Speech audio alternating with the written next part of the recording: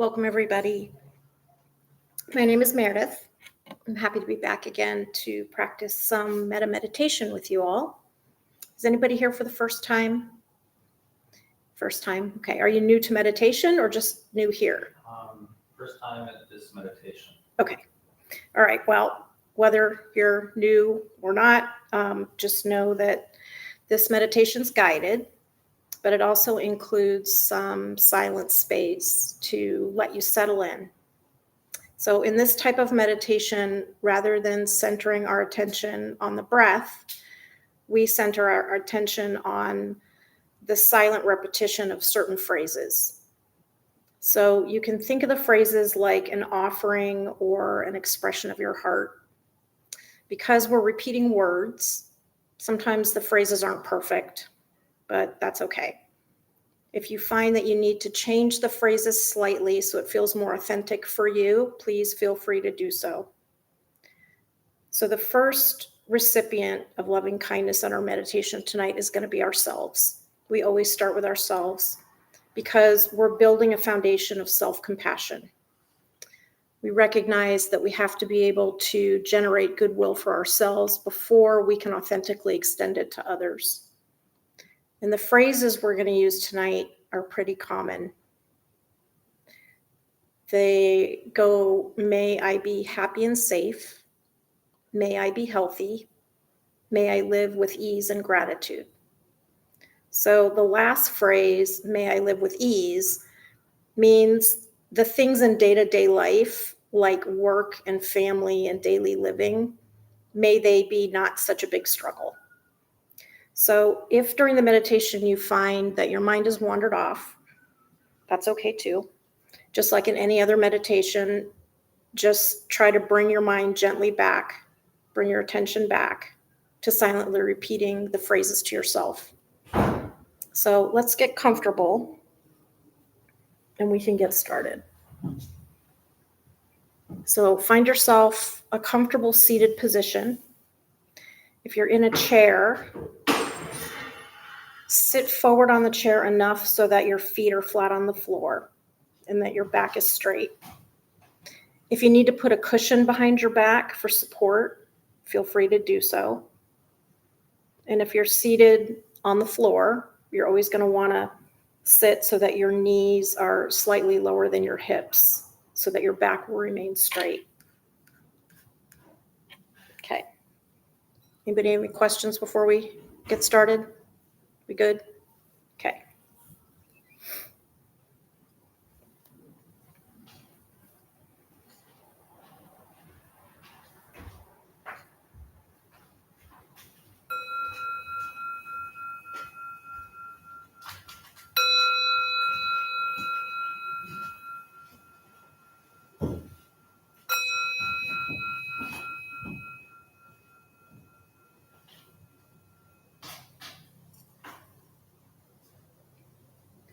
As we begin, if you'd like, you can gently close your eyes.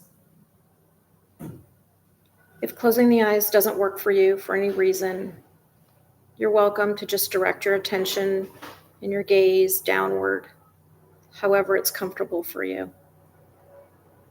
Just allow your vision to rest and be however it's going to be.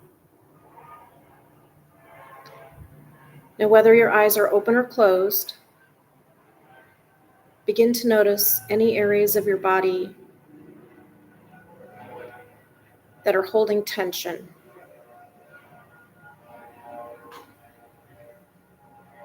Try to soften and release any tension you're holding on to. Come into your body and allow yourself a minute to settle into this space.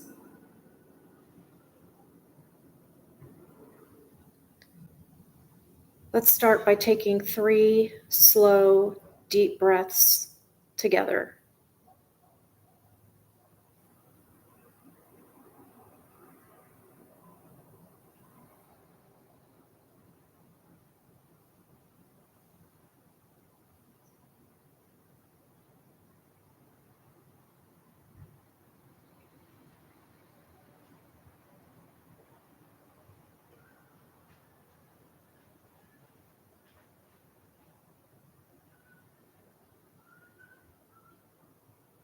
And when you're ready, return to the normal rhythm of your breath.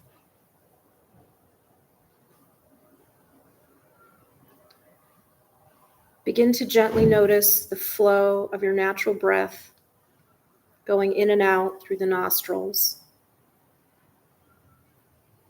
or in and out through the mouth.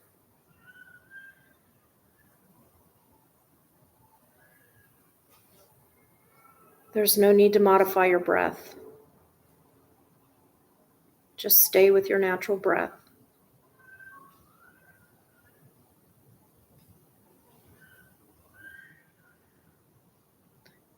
Notice your posture.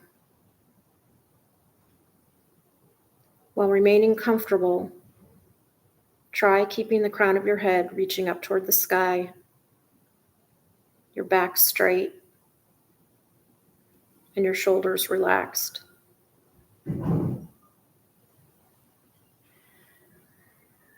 Your chin can slightly tilt downward. And maybe take a second to release any tension you might be holding in your jaw.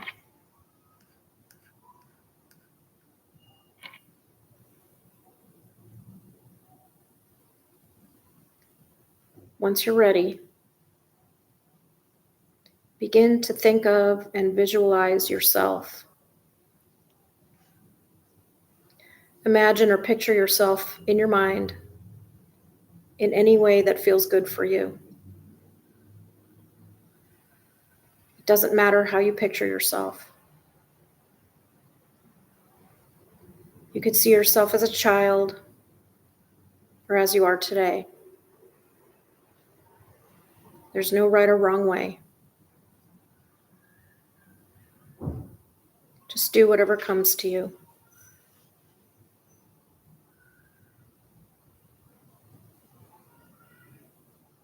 If you're having difficulty visualizing an image, try instead to conjure a feeling or a sense of yourself.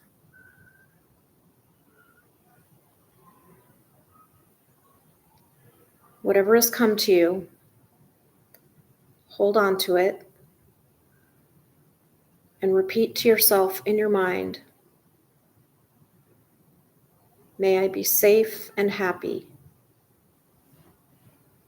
May I be healthy. May I live with ease and gratitude.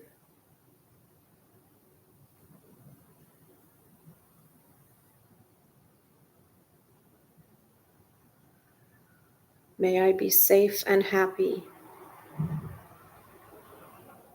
May I be healthy. May I live with ease and gratitude.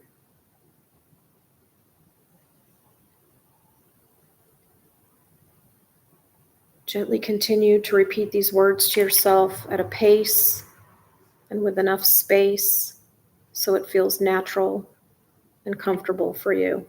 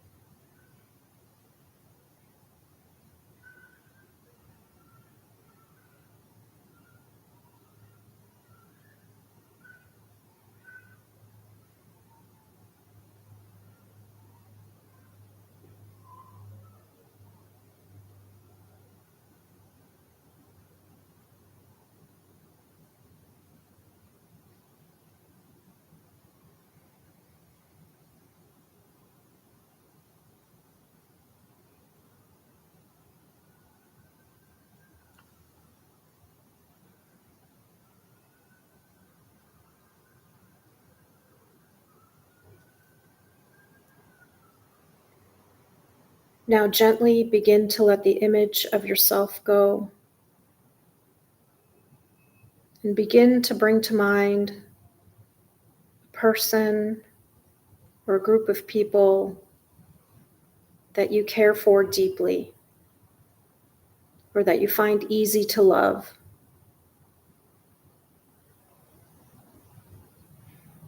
Maybe it's a friend or a group of people who have cared deeply for you.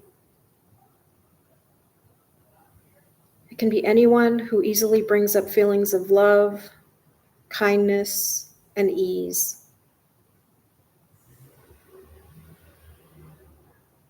It doesn't matter how this person or group comes to your mind, whether you visualize them, or conjure a feeling or a sense of them. There's no right or wrong way. Just take them into your mind. Stay with them. And repeat to yourself, may you be safe and happy. May you be healthy. May you live with ease and gratitude.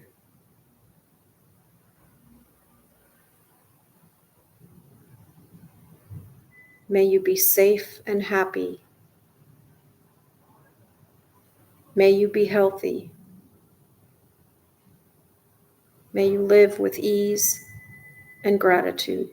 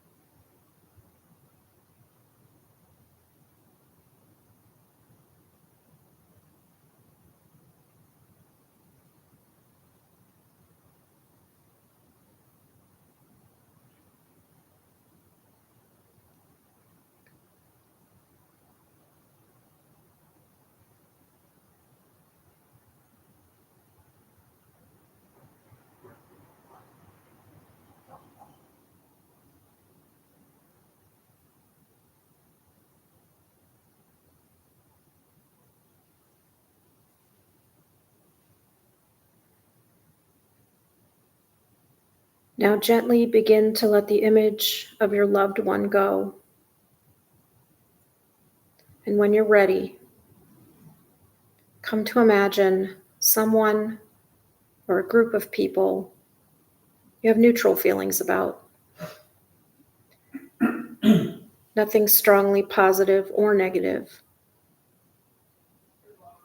You don't have to know them well. You really don't have to know them at all. Maybe you see them around sometimes at a store or a restaurant, or maybe when you fill up your car with gas. Maybe there's someone who's completely unknown to you somewhere in the world. A person you saw once while you were traveling, Or even if you're really having trouble thinking of someone, a person you make up who likely exists somewhere on the planet. It can be anyone who doesn't bring up strong, positive, or negative emotions for you.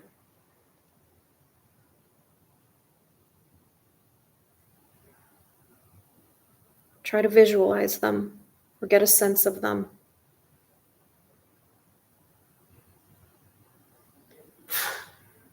Stay with them in your mind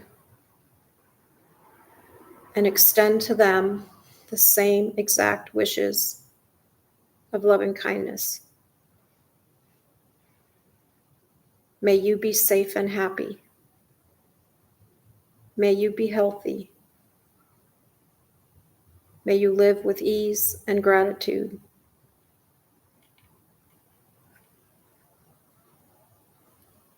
May you be safe and happy. May you be healthy. May you live with ease and gratitude.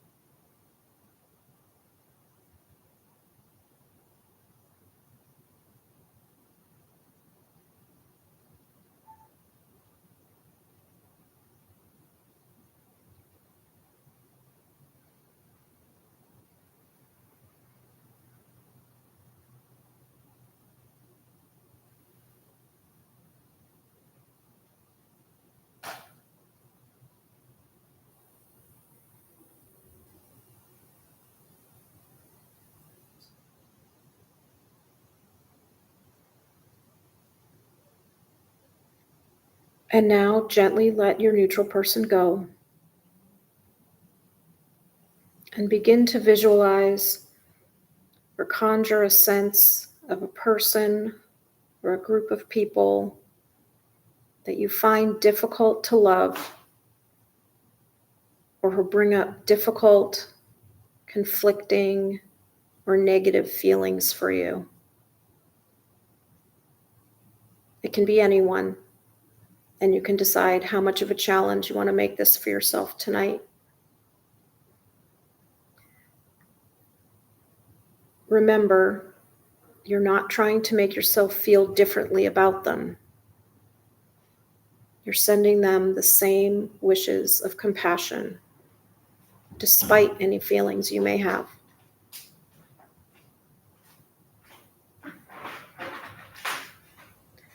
Whoever has come to you in your mind, stay with them and extend to them the same wishes of loving kindness by repeating to yourself, may you be safe and happy. May you be healthy. May you live with ease and gratitude.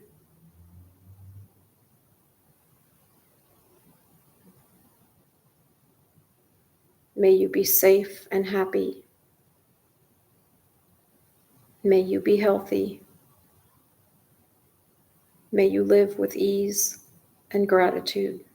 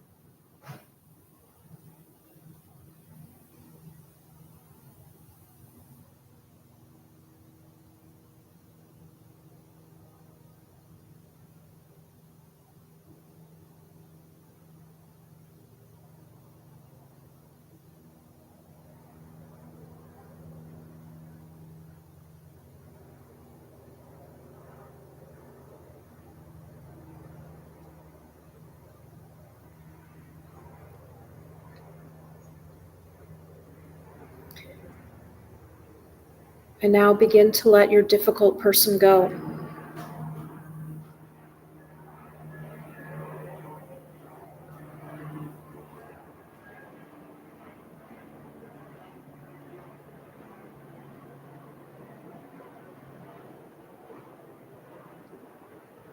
And when you're ready, gently begin to expand your awareness outward and come to imagine all people, animals, and all sentient beings, however that manifests for you in your mind, in any way that you can picture it. This can be a little challenging, so give yourself a minute to try.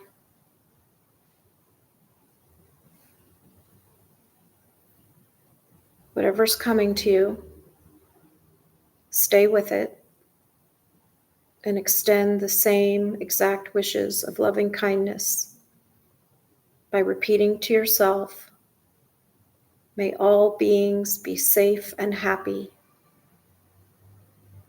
May all beings be healthy. May all beings live with ease and gratitude. May all beings be safe and happy. May all beings be healthy. May all beings live with ease and gratitude.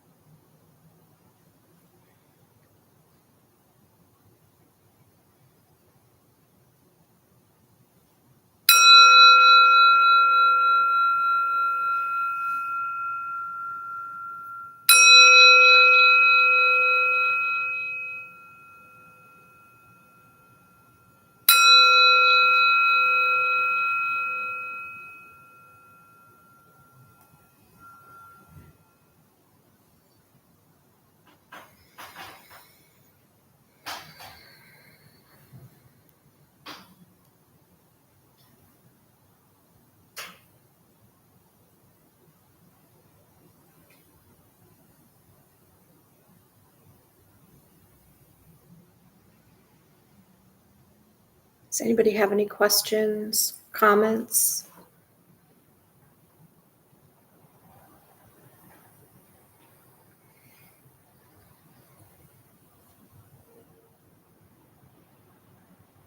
So a couple weeks ago, somebody in this class asked, and this comes up pretty regularly, they said, what if I don't feel compassion during the meditation? Will compassion ever come? And I said, yes, just keep practicing. But I thought I'd come back to this a little bit tonight because I think when difficulty with meditation arises, sometimes it's helpful to know maybe a little bit more about what's happening when we meditate and why the answer to this type of question is usually yes, just keep practicing. So there's actually been a lot of research done looking at what happens to our brain when we meditate. And the studies have shown that loving kindness meditation in particular trains our brain to be more compassionate, not only toward other people, but also toward ourselves. And this kind of compassion can actually make us stronger mentally. So this isn't really just about being nice or nicer. This compassion practice actually physically changes your brain by strengthening the circuits that regulate emotions, reduce stress, and build resilience. Now, the mindfulness practices like body scanning, breath awareness, walking meditation, and even yoga and Tai Chi, they can and they do calm the mind and the body. But when it comes to rewiring the way that you feel about yourself and others, loving kindness meditation is very, very beneficial. So first, it's important to understand that compassion and empathy are not the same thing. Empathy is having the capacity to feel what other people feel. And very empathetic people can actually take on other people's emotions to the point of their own exhaustion. Compassion's different. Compassion is caring about someone else's suffering while also maintaining enough emotional balancing, that equanimity that we talk about, to offer support without becoming overwhelmed. It allows you to respond with kindness while staying grounded, which strengthens your own emotional well-being. When we practice compassion, the regions of our brain that are responsible for regulating emotions, detecting emotions in ourselves and others, and decision-making become more active and better connected, which makes it easier to respond with care instead of stress or irritation. So how does compassion rewire the brain? Well, most of us know about the fight or flight response. It's how the body prepares to either defend itself or escape from a perceived threat. But there's another response to stress called the tend and befriend response. So instead of preparing you to fight, your brain shifts into a state that promotes connection and cooperation. And this response reduces stress and helps you feel emotionally supported, even in difficult situations. The best part of this is that you don't have to wait for this tend and befriend response to happen naturally. You can train your brain to activate it more frequently through loving kindness meditation. So what's actually changing in the brain when you practice loving kindness? First, and I was kind of surprised, but not completely surprised, to learn that your gray matter actually increases. And this physical reshaping of your brain makes compassion more natural and more automatic. There's also hormonal shifts that take place. Loving kindness meditation increases oxytocin, the bonding hormone that makes us feel safe and connected. And at the same time, it lowers cortisol, the stress hormone that fuels anxiety and emotional reactivity. Another important change from loving kindness meditation is improved vagal tone. Your vagus nerve is a central component of your parasympathetic nervous system.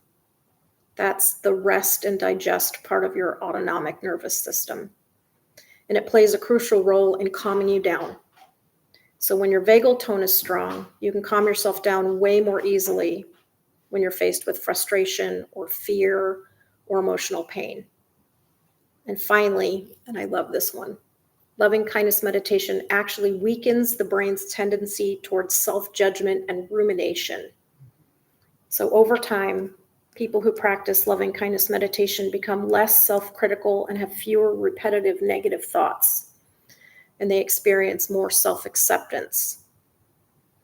So unlike mindful meditation, which focuses on passively observing our thoughts or the breath, loving kindness meditation is an active practice.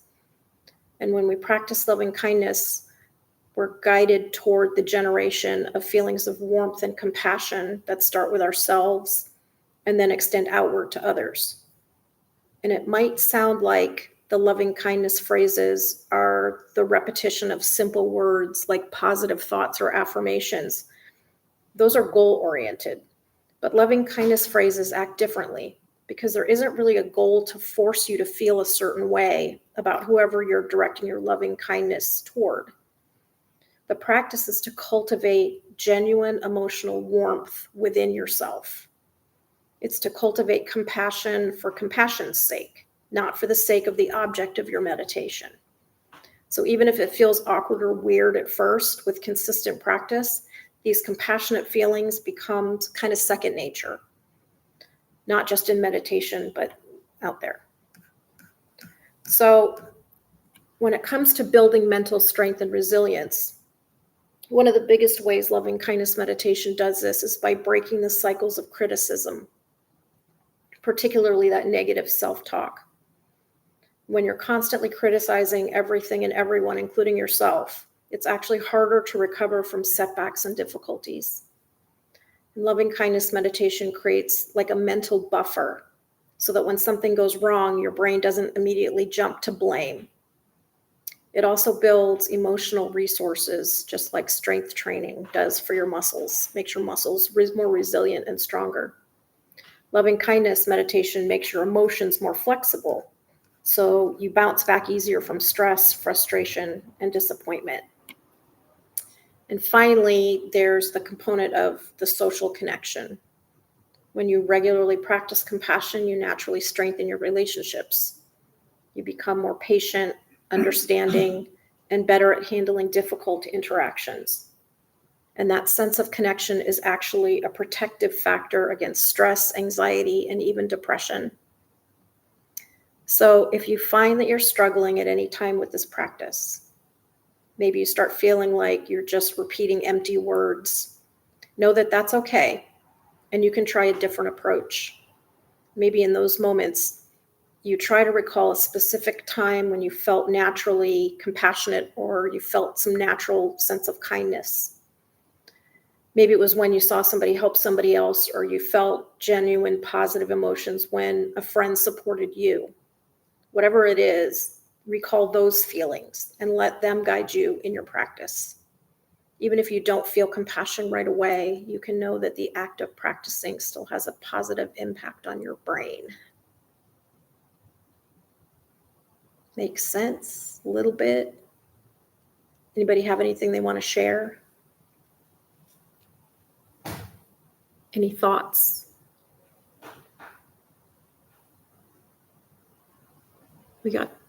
You got something?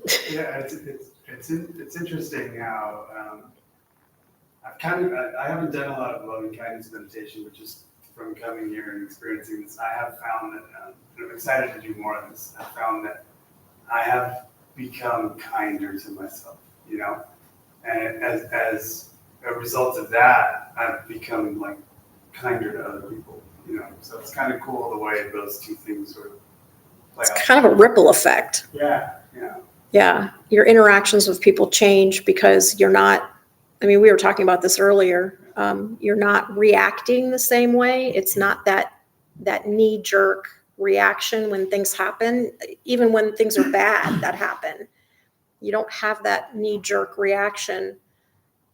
You have a little more space. The only thing that comes to mind is like, most of us, I think, if a little kid spilled a glass of chocolate milk on the ground, if we were stressed out, our instant reaction would be like, oh my God, it's like one more thing I have to clean up. But we're not thinking about how that little kid feels at all. And when you're calmer and you're not reacting, you give yourself that space to be like, well, dude, that sucks. Let's clean it up. It takes away that instant. You get to respond instead of react, I guess. Calms your nervous system down so that you have that space, which is a nice feeling. And I've experienced that too with loving kindness meditation, even more so, I think, than Zen practice, which has been my normal practice. The Zen practice was nice because my nervous system did start to re-regulate through that. But with loving kindness, and in the beginning, loving kindness can be really challenging for people because they have trouble picking somebody to focus on, especially the neutral person. They don't even know who to pick. And then they're stressed because they don't know who to pick. And then they get to the person that they don't like, or they decide to be really challenging and they pick somebody they absolutely hate. And then they sit there for 2 minutes and they can't send loving kindness. They can't do it because they just absolutely cannot stand the person that they picked. Yep, you're raising your hand. Yep, been there, right? But it's not your feelings about the person that you picked. Those objects, those meditation objects, are almost like challenges.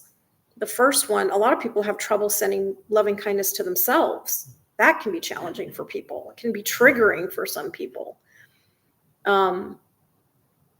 You'd actually be surprised at how many people have trouble. They're fine sending it to somebody they like, but they cannot send loving kindness to themselves. But once we get past that, that starts to get easier, probably, I would think, first. And the hardest one is the person that you don't like. But you start to recall people, and different groups of people present different challenges for you. And that's where that equanimity comes in, because you need to learn that it doesn't matter who you're being asked to send loving kindness to. It doesn't matter when we practice who the object of the meditation is. When we practice for the benefit of all beings. When we practice any Buddhist practice or any meditation, we're practicing not just for ourselves, but for the benefit of everyone. So it's like you sort of expose yourself a little bit gently to people that you don't like through this meditation, and then it gets you to be able to locate them because you don't like them, but then you have to transcend your own feelings and send the loving kindness out because they're still human beings, even if you hate them, even if you don't feel like they deserve loving kindness. It's not about who they are to you. It's about the fact that they're a human being. And to somebody else, they're something else. Their relationships with other people have nothing to do with your feelings for them. Does that make sense? Even like a boss that's like a horrible person, they're still somebody's mom or dad at home, or somebody's kid, or somebody's sister, and you don't know what those relationships are like. You just know what your relationship with that person is like. So you have to sort of transcend all of that. And so that's why we train this way with different groups of people. Because when we're out there, it doesn't matter who we run into. We need to stay even and level as much as we possibly can, so that whatever arises, we can meet it as it arises instead of reacting to it. Make sense? Anybody got anything else? One more time. It kind of reminded me of like meditating. I haven't connected, inwardly with, I guess, being compassionate or just connecting with compassion, mindfully like this. So it kind of reminds me, like, if you're speaking another language, you don't know what you're saying, but you're still speaking it. Mm-hmm. Like, I don't really know what compassion, but I did kind of feel this sense of happiness with like that neutral person.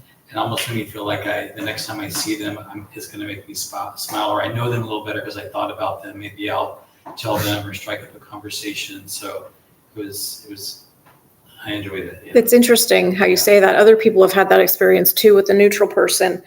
It's almost like if you think about a person that like you see in the grocery store all the time, and they're like the checkout person, you don't really know them, but you see them all the time.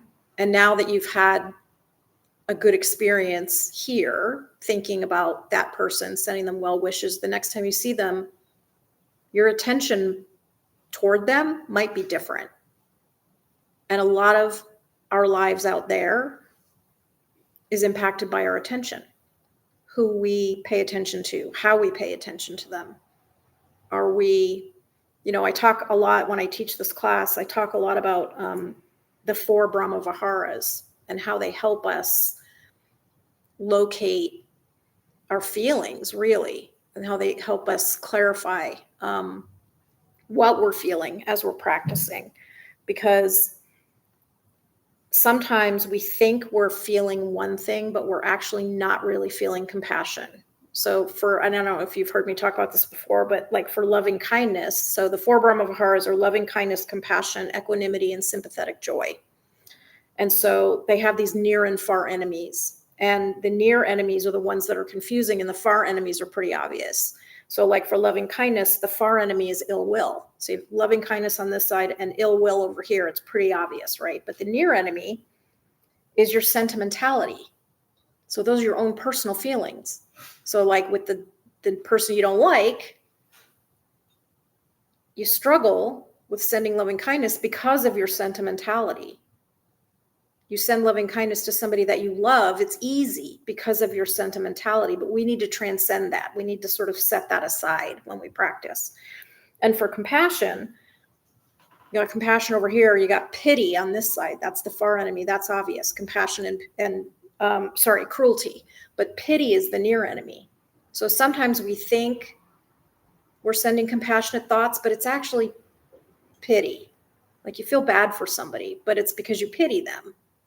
That's not actual compassion. Compassion is you recognize somebody's suffering and you want to help them with their suffering without destroying yourself in the process. And then for equanimity, that's that evenness of temper, especially in the face of like difficulty. Over here, you have hatred. So you're even keel or you absolutely are filled with hatred and rage. But the near enemy is indifference. And that happens with neutral people sometimes, like groups of people we don't have any connection to. We feel like maybe we can be, or we're being compassionate, but really we're just sort of indifferent because we have no connection. And then the last one, sympathetic joy. Over here, the far enemy is jealousy.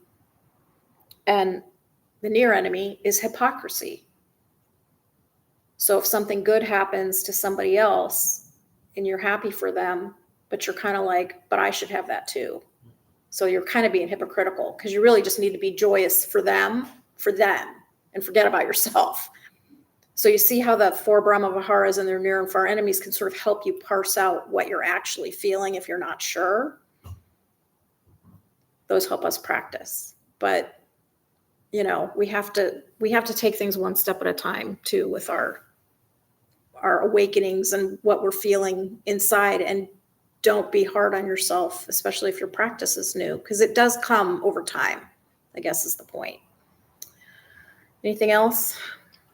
So all of this is bringing up something that I was talking about earlier today with a couple of people. It's really easy for me to give somebody loving advice, whether it be about body image or career or any type of struggle that they're in, but it's really hard for me to do that for myself and believe it. You know what I mean? And the thing is that I know it's in me if I'm capable to give it to somebody else, but why can I not give it to myself? Why do I struggle so much? Probably for the same reason that I can't take a compliment. It makes me feel weird. Like you're not used to it. So the only way we get past that kind of stuff is to practice. And that's why we start with ourselves, because for a lot of us, it is very uncomfortable because maybe we feel like we don't deserve it for whatever reason. And then there's this thing called imposter syndrome. Like you're talking about, giving people advice or whatever, but we feel like we're doing things like I'm a painter and I struggle with imposter syndrome as a painter. It's pretty common for artists. You make a painting and people are like, oh, I love it. And you're like, oof. You're like, ugh, it's almost cringy. It's cringy for us to think about good things for ourselves. But when we do practice this, that compassion that we have for ourselves really does knock down that habit that we have. It's like an impulse almost to be self-critical, which is definitely not good for us to be self-critical. Yeah, I started practicing loving kindness a couple of years ago and started getting more into it. And something that I wanted to try out, and I did it in the classroom. I was brought differently. None of this was in my household as a child. So I get it where some of this stuff is cringy or it made me feel awkward at the beginning. I remember when I first started coming here, in the beginning, people would ask me how I was doing. I'm like, well, that's why you're asking that. Or there were a few times where I think even you gave me a hug. And I was like, it wasn't, I wasn't raised like that. But then after practicing these meditations, I went back one day to the classroom and I was like, let me ask the students, let me just tell the students that I love them sincerely. And at first the students like, oh, teacher, like, what's up? Like, what's wrong with you? And now it's a daily thing. I tell them that I love them, that I care about them, and it just changes the dynamic of the classroom. Because a lot of them don't get that. Yeah. And we all need it. Yeah. We don't even realize it, but we do. And you're right, it does. It changes your relationships with people when that happens. And we've talked about this before. Like, we have these stories of ourselves in our head that we drag with us through our lives. But other people don't know what's going on in here. They only know what shows up in front of them, right? So we meet people, especially out of context, right? Like if you haven't grown up with somebody and you just meet them like as an adult, they're kind of out of context and you just go by their behavior. That's how you get to know them. But if they're radically different than they were, say, 5 years ago, for whatever reason, you're not going to know them how they were 5 years ago. You're only going to know them how they show up today. So the fact that you changed the story in your head about who you are and what you're capable of impacted your students for the better. Because now you are that person who is that way, even though you didn't grow up that way, which is amazing for that whole classroom of students. Because you teach elementary, right? High school. High school. Oh, okay. So you know what? In a couple years, maybe if it hasn't happened already, you might have students coming back to you saying what an impact you had on them. It's pretty cool. I'm still friends with my kid's kindergarten teacher, and she has kids coming back. All these kids now, my youngest is 23, and they come back and find her and tell her what an impact she had on them when they were 5. It's really cool because you're right. A lot of kids grow up in homes where they're not getting that kind of that positive reinforcement. All right, we have only a few minutes left. Does anybody have anything else before I let our lovely Anna come up here and give us I can do a dedication of merit, and then we've got some announcements. Are we good? Okay, so if you're comfortable, you can bring your palms to heart center. May the benefit of this practice be transferred to all beings in all directions. May all beings be at peace and free from suffering. May any merit gained from this practice be transferred to those who need it most.